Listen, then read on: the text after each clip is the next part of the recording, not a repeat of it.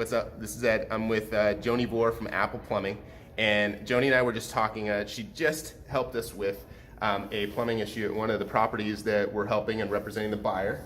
And in this particular case, they came back with feedback from the inspection that there was potential polybutylene plumbing.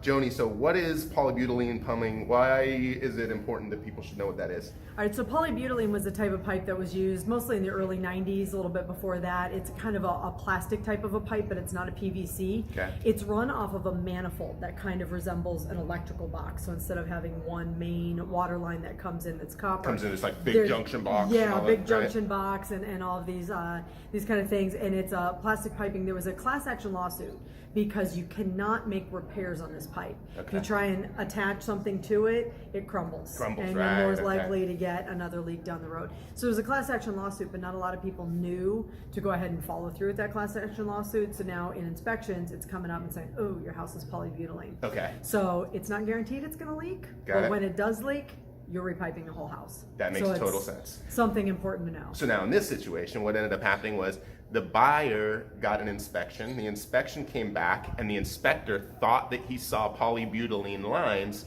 in this house. And so what happened there? We sent a plumber out who looked at the main water line coming in, which looked like a copper line coming in, did not find the evidence of that manifold. So no manifold. No manifold. Does no manifold mean no poly? Well, I mean, they could have a manifold hidden someplace that we might not find. There was only some places that we could access, but where the inspector was able to access and where we were able to visualize the polybutylene was actually on a sprinkler fire line. So it's a sprinkler line, and it wasn't. Home sprinklers, a different level of polybutylene piping that was not completely recalled and kind of falls out of our jurisdiction. You'd want to talk to a fire sprinkler specialist about that. So buyer gets a little nervous because the inspector goes, polybutylene. Yeah, okay. And we were able to confirm that they did not have polybutylene piping throughout the house.